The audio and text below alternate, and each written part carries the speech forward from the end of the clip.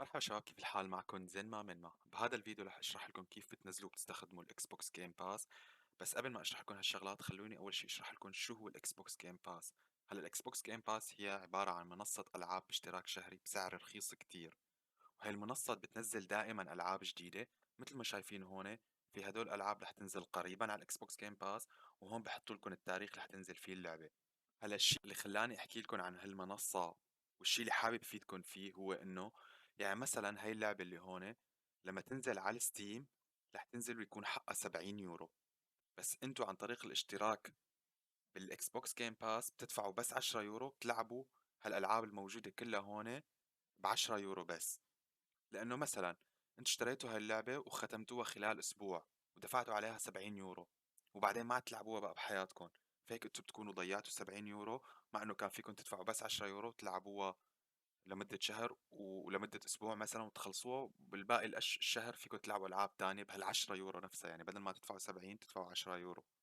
وهي المنصة كمان إنه دائما بتغير الألعاب، فبتجيب ألعاب جديدة وبتطلع ألعاب من المنصة. يعني مثلا مثل هدول الألعاب اللي هون رح يغادروا المنصة بهالتواريخ اللي هون، يعني حيصيروا ما عادوا موجودين وما عاد فيكم تلعبوهم. ومثل ما شايفين هون فيكم تشوفوا كل الألعاب الموجودة عليها حاليا، كل الألعاب اللي فيكم تلعبوها بهذا الاشتراك الشهري. وهلأ فيني اشرح لكم كيف بتنزلوا الاكس بوكس جيم باس اذا مانو اوريدي نازل عندكم على الكمبيوتر. بتروحوا على البحث هون تحت بتكتبوا مايكروسوفت ستور، بتشغلوا البرنامج.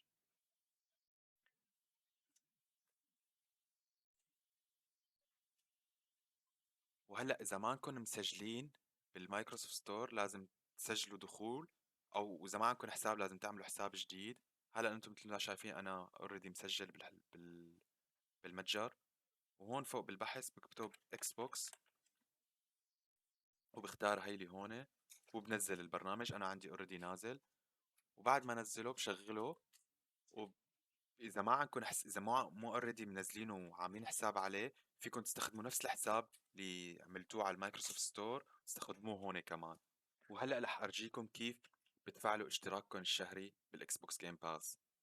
اول شي بتروحوا على حسابكم فوق على اليسار، وبتروحوا على السيتنجز، وهون تحت السبسكريبشن بتكبسوا على جيت بي سي جيم باس، بتطلع لكم هالصفحة هون. مثل ما شايفين في خيارين هون. هلا اذا انتو اول مرة بتعملوا حساب على الاكس بوكس جيم باس وما عندكم كان قبل اشتراك فيه، المايكروسوفت تعطيكم يا للجيم باس التيميت يا للبي سي جيم باس هون انه تشتركوا لمدة 3 شهور او شهر حسب كل مرة بتكون مختلفة، بيورو واحد بس. فكتير استفادوا من هالفرصة. هلا الفرق بين الاكس بوكس جيم باس الالتيميت والبي سي جيم باس هون انه البي سي جيم باس هو بس للكمبيوتر، وهون اذا عندكم كونسول مثل الاكس بوكس 1 او اذا بدكم تلعبوا على الموبايل في لازم تشتركوا بهذا الاشتراك. بصير عندكم الجيم باس على الكونسول على البي سي وعلى الموبايل بهذا الاشتراك الواحد، واللي هو اغلب 3 يورو من الاشتراك العادي.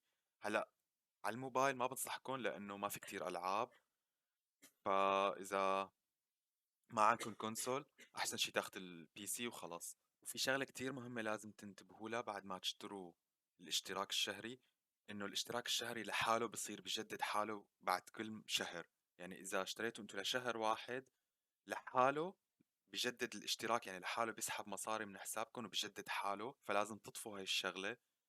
فلحاول ارجيكم كيف تطفوها. ومشان تطفوا الاشتراك الشهري يلي بيتجدد لحاله، بتروح مرة تانية على اسمكم فوق، بتكبسوا على settings، وهون عند subscription بتكبسوا على manage.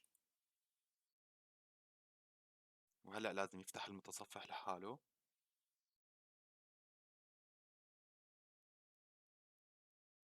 وهلأ لما فتح المتصفح مثل ما شايفين هون عنا هذا الاشتراك تبعنا، وهون بنكبس على manage جنبه،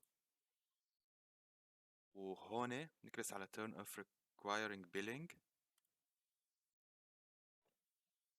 وهون بترجع بتنزل شوي لتحت وبتكبسوا على هذا الزر الأزرق هون مرة تانية،